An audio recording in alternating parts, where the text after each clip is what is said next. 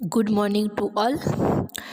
TYBS semester 6ના CEEC 620ના unit 1ના જે આપણે પહેલા ટૉપિકની ચર્ચા કરતા હતા, જેમાં આપણે માત્ર પ્રસ્તાવના તરીકે અને યુનિટ જે આખું સિલેબસ છે એમાં શું આવશે એ પ્રસ્તાવના તરીકે તમને એક વિડીયો મોકલવામાં આવ્યો હતો. આજના આપણા આ લેક્ચરમાં આપણે CEEC 620ના પર્યાવરણના અર્થશાસ્ત્રના જે પ્રથમ ટૉપિક છે એને જ આપણે આગળ વધારશું, જેનું આપણે પ્રથમ ટૉપિકનું સેકન્ડ ટૉપિક જેનું નામ છે પર્યાવરણનું અર્થ તેમજ તેની વિવિધ વ્યાખ્યાઓ. આપણે ઘણીવાર સાંભળેલું આ શબ્દ છે અને આપણે આ વસ્તુથી વાકેફ છીએ કે પર્યાવરણ એટલે પરી વત્તા આવરણ એ બે શબ્દોનો બનેલો છે. આમ પર્યાવરણ શબ્દમાં આવરણ પૂર્વ સર્વ દિશા અને સર્વે પરિબળ સૂચક પૂર્વંગ પરી લગાવેલું છે. એ જ આ શબ્દની વ્યાપકતાને શું કરે છે તો કે વ્યક્ત કરે છે. બરાબર, કે પર્યાવરણ એ બે શબ્દોનો બનેલો છે, પરી અને આવરણ. આમ પર્યાવરણ શબ્દમાં સર્વે દિશાઓનું, સર્વે પૂર્વંગોનું આવેલું છે. એ જ આ શબ્દની તમને વ્યાપકતાને રજૂ કરે છે. આમ પર્યાવરણ એટલે પૃથ્વીની ચારે બાજુ જે સર્વત્ર આપણું ફેલાયેલું છે તેવું ઓઢણ કે કવચ. બીજી રીતે કહીએ ને તો પરી એટલે આસપાસનું અને આવરણ એટલે કે ઢાંકણ. આ બે શબ્દો ખાસ યાદ રાખજો. પર્યાવરણ એ પરી અને આવરણ એ બે શબ્દોનું બનેલું છે. પરી શબ્દ એ આપણી આસપાસનું અને આવરણ એટલે કે ઢાંકણનું શબ્દનું સૂચન કરે છે. અને આમ પર્યાવરણ એટલે પૃથ્વીની આસપાસનું ઢાંકણ એવું આપણે કહી શકીએ છીએ. પર્યાવરણનું બીજું નામ પરિસર છે. ખાસ યાદ રાખજો, પર્યાવરણનું બીજું નામ પરિસર છે. પરિસર એટલે કે આજુબાજુનું, પડોશનું પ્રદેશ, પૃથ્વીની આજુબાજુના બધા જ સજીવ અને નિર્જીવ અંગોનું પરિસર એ પર્યાવરણના ઘટકો કહેવામાં આવે છે. બીજા શબ્દોમાં કહીએ ને તો પર્યાવરણ એટલે કે પૃથ્વીની આસપાસનું એક વાતાવરણ. આ વાતાવરણમાં હવા, વૃક્ષો, પર્વતો, જમીનો, ખીણો, આકાશ, હવામાન, સૂર્યપ્રકાશ, પાણી વગેરે બાબતોનું પણ સમાવેશ થાય છે. ખાસ યાદ રાખજો, આ પેરેગ્રાફમાં ઘણા બધા એક વાક્યમાં પૂછાઈ શકે એવા શબ્દો સૂચેલા છે, જેમાં પરી અને આવરણ એવો બે શબ્દોનો બનેલો છે. પર્યાવરણ એટલે કે પરીનું અર્થ શું થાય છે તો કે આસપાસનું, અને આવરણ એટલે કે કોઈ પણ એક ઢાંકણ, અને પર્યાવરણ એટલે કે પૃથ્વીની આસપાસનું એક ઢાંકણ તરીકે એને જોવામાં આવતું હોય છે. પર્યાવરણને એક બીજા નામથી પણ ઓળખવામાં આવે છે, જેને આપણે પરિસર તરીકે ઓળખીએ છીએ. પરિસર એટલે શું થાય તો કે પરિસર એટલે કે આજુબાજુનું, પડોશના પ્રદેશોનું, આજુબાજુના સજીવોનું અને નિર્જીવોનું આ બધા જ ઘટકોનું જેમાં સમાવેશ થતો હોય એને આપણે પરિસર તરીકે ઓળખીએ છીએ. બીજા શબ્દોમાં કહીએ ને તો આપણી પૃથ્વીની આસપાસ જે વાતાવરણ આવેલું છે, જે પણ હવા આવેલી છે, પ્રકાશ આવેલો છે, પર્વતો, વૃક્ષો, જમીનો, ખીણો, આકાશ, હવામાન, પાણી આ વગેરે બાબતોનું જે પણ સમાવેશ થાય છે ને એને જ આપણે પર્યાવરણ તરીકે ઓળખીએ છીએ. અને એથી જ આ આગળ જઈને કહીએ તો પર્યાવરણ એટલે કે સજીવ સૃષ્ટિના અસ્તિત્વને અસર કરતી પ્રક્રિયાઓનું સરવાળો. ખાસ યાદ રાખજો, એક વાક્યમાં લખવા માટે જોઈએ તો પર્યાવરણ એટલે શું તો કે સજીવ સૃષ્ટિના અસ્તિત્વને અસર પાડતો અને પ્રક્રિયાઓનું બધાનું સરવાળો એટલે કે થાય પર્યાવરણ. જૈવિકવાદીઓ કહે છે કે જૈવ આવરણમાંની સજીવ સૃષ્ટિના સમુદાયો ફરતે આવેલ અને તેની અસર કરતી પરિસ્થિતિઓ અને પરિબળોનું સમુદાય એટલે કે પર્યાવરણ. જૈવ આવરણવાળા લોકો શું કહે છે, અથવા તો જૈવવાદીઓ શું કહે છે કે સજીવ સૃષ્ટિની આજુબાજુમાં જે પણ વાતાવરણ આવેલો છે, જે પણ એની પરિસ્થિતિઓ આવેલી છે, જે પણ એના પરિબળો આવેલા છે, એ બધાનું સમુદાય એટલે કે પર્યાવરણ તરીકે ઓળખવામાં આવે છે. વિશાળ અર્થમાં જોઈએ ને તો પર્યાવરણ એટલે શું થાય છે, તો કે હવા, પાણી, જમીન, વન વિસ્તાર, દરિયાઈ વિસ્તાર, જંગલી વિસ્તાર, પાલતુ પ્રાણીઓ, પશુ પક્ષીઓ અને માનવના જીવનના વચ્ચેનું ઉચિત સમન્વય એને આપણે પર્યાવરણ તરીકે ઓળખવામાં આવે છે. આ પર્યાવરણના વિવિધ તત્વો આપણે કુદરતી સંપત્તિઓ તરીકે ઓળખીએ છીએ. કુદરતે છૂટે હાથે આ કુદરતી સંપત્તિ આપણને ભેટમાં આપી છે. ટૂંકમાં પર્યાવરણ એટલે શું હતું, તો કે હવા, પાણી, પ્રકાશ, આકાશ, જે પણ કુદરત તરફથી અમૂલ્ય ભેટો મળેલી હતી એનું સમન્વય એટલે આપણે પર્યાવરણ તરીકે ઓળખીએ છીએ. અને સાથે સાથે આ બધી જે સંપત્તિ છે એને આપણે કુદરતી સંપત્તિ કહીએ છીએ, પરંતુ કુદરતે આ જે સંપત્તિ છે એ તમને છૂટે હાથે આપી છે, જેનો ઉપયોગ આપણે દરેક વ્યક્તિઓ કરીએ છીએ. આધુનિક નિવસન શાસ્ત્રીઓ આ પૃથ્વી અને તેના પર્યાવરણને એક જીવંત એકમ માને છે. જેમ શરીરના વિભિન્ન તંત્રો જેવા કે અસ્થિતંત્ર, સ્નાયુતંત્ર, ચેતાતંત્ર, રુધિરાભિસરણ તંત્ર, શ્વસન તંત્ર, પાચન તંત્ર, ઉત્સર્ગ તંત્ર વગેરે એકબીજાથી સ્વતંત્રપણે કામ નથી કરી શકતા, પરંતુ પ્રત્યેક તંત્ર બાકીના તમામ તંત્રોની સાથે જીવંત ક્રિયા અને પ્રક્રિયા અને એક સજીવ સંકલનથી જોડાયેલા છે. તેમ આ એક બ્રહ્માંડ પણ એક શરીર હોવાથી તેમાં વિભિન્ન તંત્રો પણ એકબીજાની સાથે સ્વતંત્રપણે જોડાયેલા હોય છે. એટલે કે પરંતુ બ્રહ્માંડના આત્મારૂપ પરમાત્મા ચૈતન્ય જેવી કે જીવસૃષ્ટિ સાથે બાકીના તમામ તંત્રો સતત ક્રિયા અને પ્રતિક્રિયા અને સંકલન કરતા હોય છે. અને આમ હોવાથી એકાદ તંત્ર કે તંત્રમાં નજીવા ફેરફારની પણ બાકીના તંત્રો પર એની અસર પડ્યા વિના રહી નથી શકતી. આથી નિવસન શાસ્ત્રમાં પૃથ્વી અને તેના સમગ્ર પર્યાવરણનો અભ્યાસ તે સમગ્રને એક એકમ સમજીને કરવામાં આવે છે. આ જે એકમ છે એ અતિ વિશાળ હોવાથી અને પર્યાવરણના તંત્રો અતિ જટિલ હોવાથી તેઓની વચ્ચે ક્રિયા અને પ્રક્રિયા અને શૃંખલાત્મક પ્રતિક્રિયાઓને સમજવા માટે અનેક વિદ્યાઓનો સહારો લેવો પડે છે. બરાબર.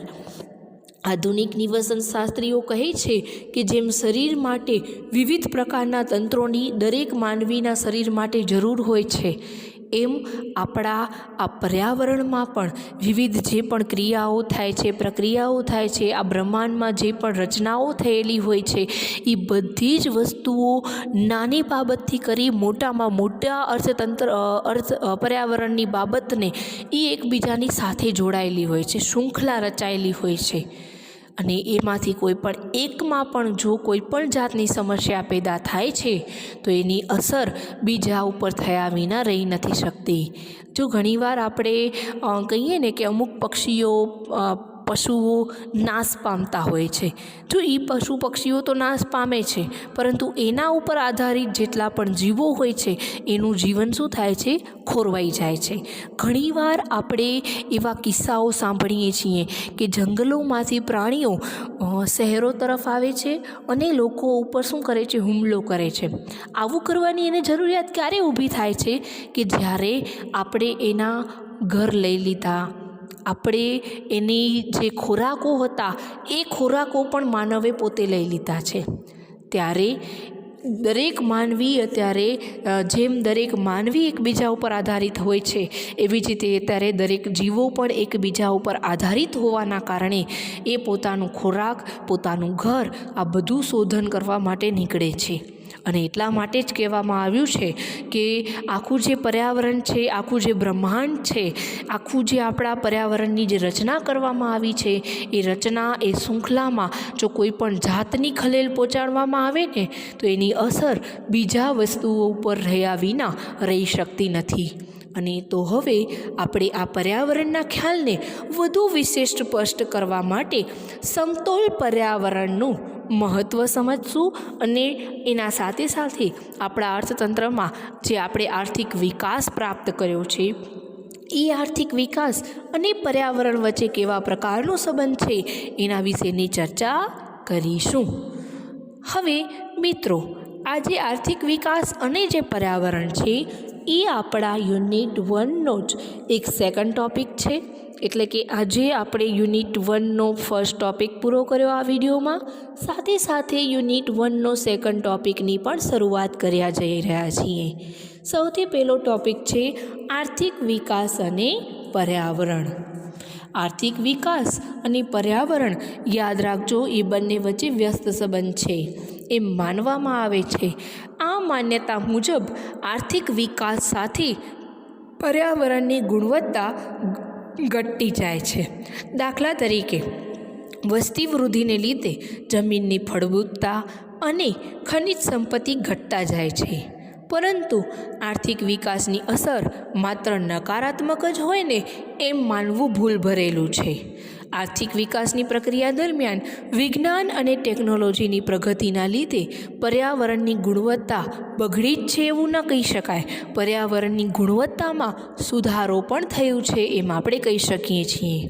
દાખલા તરીકે, વિશ્વમાં વસ્તી સતત વધી છે તો બીજી તરફ ટેકનિકલ પરિવર્તનોના લીધે જમીનની ફળદ્રુપતામાં સુધારણા પણ થયું છે અને અનાજનું ઉત્પાદન આપણે સતત વધતો રહ્યો છે. કે આમ જોશો ને તો લોકોની માન્યતા છે કે આર્થિક વિકાસ અને પર્યાવરણ વચ્ચે વ્યસ્ત સંબંધ છે. કે જેમ જેમ આપણા અર્થતંત્રનો વિકાસ થતો જાય છે, લોકો એટલે કે પર્યાવરણની ગુણવત્તામાં ઘટાડો થતો જાય છે. જેનું ઉદાહરણ એવું લીધું હતું કે જેમ જેમ વસ્તી વધતી ગઈ ને એમ આપણી જમીનની ફળદ્રુપતા અને સંપત્તિમાં ઘટાડો થતો ગયો છે.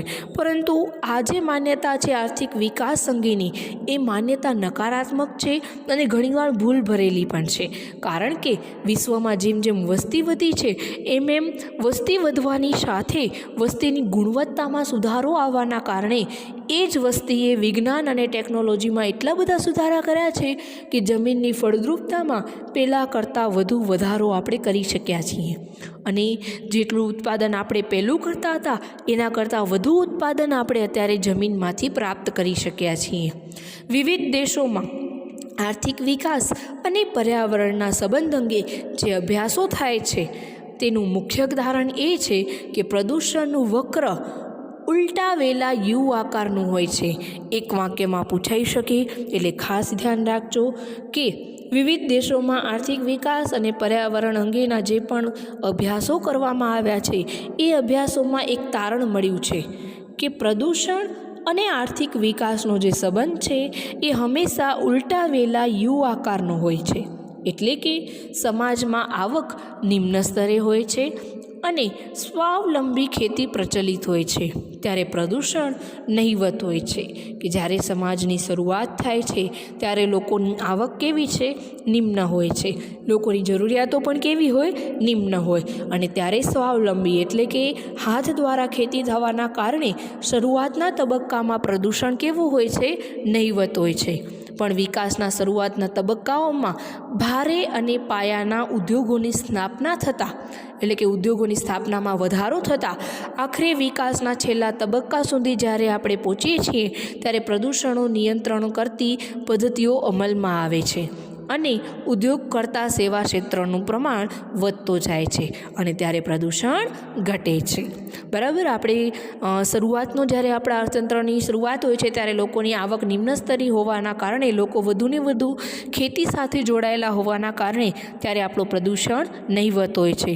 જ્યારે આપણે આર્થિક વિકાસના વચ્ચેના તબક્કે પહોંચીએ છીએ ત્યારે પાયાના ઉદ્યોગો અને મોટા પાયાના ઉદ્યોગોનું સ્થાપના થવાના કારણે પ્રદૂષણ ટોચની કક્ષાએ પહોંચતું હોય છે. પરંતુ જેમ જેમ આર્થિક વિકાસ પ્રાપ્ત કરીએ છીએ ને તેમ તેમ સેવા ક્ષેત્રમાં ભાગ વધુ હોવાના કારણે પ્રદૂષણમાં ઘટાડો થતો જાય છે. આપણે આ જે ટૉપિક બોલીને હું એ ભારતની સ્થિતિ લાગશે કે ભારત પહેલાં ખેતી પ્રધાન દેશ હતો, પછી ભારતે 1950-51થી ઔદ્યોગિક નીતિ અપનાવી. 1991નો આર્થિક સુધારો અમલમાં લઈ આવ્યા. ત્યારે મોટા અને પાયાના ઉદ્યોગોનો વિકાસ કરવાનું શરૂ કર્યો. અને હાલમાં અત્યારે ભારતની એક નવી પરિસ્થિતિ જોવા મળી છે કે જેમાં ભારત ખેતી અને ઉદ્યોગ કરતાં અત્યારે સેવા ક્ષેત્રમાં વધુ ને વધુ આગળ વધતો ગયો છે. એટલે કે આપણા પ્રદૂષણનો આકાર હંમેશા ઊંધા યુ આકારનો જોવા મળે છે કે જેમાં આકૃતિમાં તમે જોઈ શકો છો કે એ બિંદુએ પ્રદૂષણ નહીવત હોય છે. પછી જેમ જેમ આવક વધે છે તેમ એટલે કે જેમ જેમ ઉદ્યોગોની સંખ્યા વધે છે એટલે કે ઉદ્યોગોની સંખ્યા વધવાના કારણે બિંદુ બીએ હંમેશા શું થાય છે, પ્રદૂષણ વધતો હોય છે. અને છેલ્લે બિંદુ સીએ પ્રદૂષણ કેવો થઈ જાય છે, નહીવત થાય છે, જે તમે આકૃતિમાં જોઈ શકો છો. હવે આજે આર્થિક વિકાસ અને પર્યાવરણ વચ્ચેનો આખો જે સંબંધ છે, જે આખું ઉલટાવેલા યુ આકારનું તમને જોવા મળે છે, એના સંદર્ભમાં જે પણ પર્યાવરણ સુરક્ષા અંગેની જે પણ સભાનતા આવી છે, જે પણ પર્યાવરણ અંગેની જે પણ નીતિઓ રજૂ કરવામાં આવી છે આર્થિક વિકાસ અંગેની, એની ચર્ચા, નીતિઓ અને સભાનતાઓ કઈ કઈ છે એ બધાની ચર્ચા આપણે આના પછીના વિડીયોમાં કરીશું. જય સ્વામિનારાયણ.